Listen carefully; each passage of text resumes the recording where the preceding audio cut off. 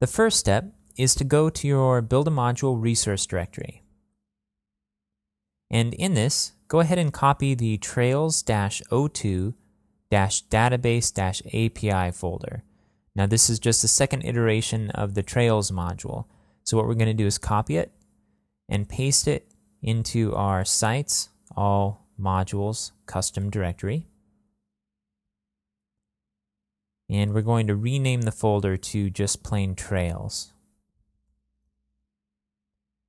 Let's go ahead and take a look at the files in here.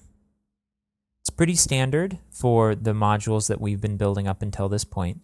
We have a .info file, we have our .module file, and we have an admin.inc file, which would typically include configuration and administration pages that don't need to be loaded on every page load, so it's separated out into a different file. And then we have a new file called trails.install. And this is the file that will include information about our database, as well as any specific instructions to run whenever the module is installed or uninstalled. And it also contains information about changes to the database tables and any additional data that needs to be changed during the update process. And we'll go over that as we work through the process of building this module. And then we have our steps folder, which contains the steps of our module as we build it piece by piece. To get started, let's go ahead and open up the trails.module file. It should be blank. And then open up the first step, which is called trails.module.reviewExistingCode. So what we're going to do in this step is simply take a look at the code that we built in our previous example of the module to familiarize ourselves with the different hooks that are being called and the functionality that we have to begin with, and then begin to work from there. Go ahead and open up this file and copy the entire code and paste it into the trails.module file. Okay. Go ahead and scroll up to the top. As is mentioned in the comments, this file is nearly identical to the complete module file that we built in our first Trails module, but I've omitted a bit of the code in order to simplify it because we're going to be adding more code in. So let's jump through the different functions here and get a feel for what's happening in our module right now. Our first function is Trails_init, which is an implementation of hook_init, and this function will run whenever a page gets loaded. And what we're doing here is grabbing the path to the current page that we're visiting, and then we're adding it to a list of pages and then saving that as a variable. And this is the list of pages, the history, that's going to be grabbed when we create our block. The next function is an implementation of hook permission, and we're registering just a couple of permissions here to allow us to restrict access to certain parts of the functionality of our history. So for example, we don't want everybody to be able to administer our module, so we're setting a special permission for those people who can. Next is an implementation of hook menu, and this is where we register new pages with Drupal.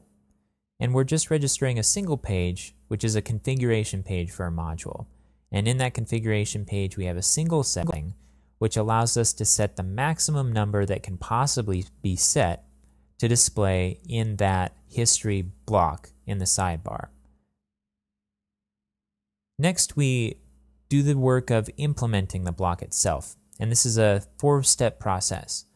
First of all, we're defining the hook block info function, which allows us to register information about the block to use in administration pages. And we're just registering the single history block here. Next is hook block configure, where we allow the user to be able to configure certain aspects of the block. For this block, we're just giving them one setting, which is how many items to display in that history block. The next step is to then save the settings that have been input into that configuration form. So we're using hook block save for that. And then we're using hook block view in order to render the block and display it to the user. So in this, what we're doing is just grabbing which block we're using, and we only have one block that we're using called history, and then we're running through and grabbing the trail, and then doing some processing to it to get it in the right order, and then we're looping through it and creating a list. And then if there's items in that list, which normally there always will be, we're going to add some additional text around it, and then we're going to return that information to display. And finally, we have one more function, which is an implementation of hook cron, which runs whenever cron runs. And the idea of cron is that it runs at periodic times to do things behind the scenes in Drupal. In this case, what we want to do is take the history and prune it back because we don't want our history to grow too large. And so whenever cron runs, it will go through and erase all but a certain number of the history items and then save that as the variable. Okay, so our goal now is to make our module more powerful, storing the data in a database instead of in the variables table. What this will allow us to do is to access the data in a more granular way, and this paves the way to further use our data in an API, for example, to expose to other modules, or to integrate with other modules like views to display this data in an interesting way. So every time we see the variable get and the variable set function in our data, these will be points at which we will be replacing the code out with calls to the database.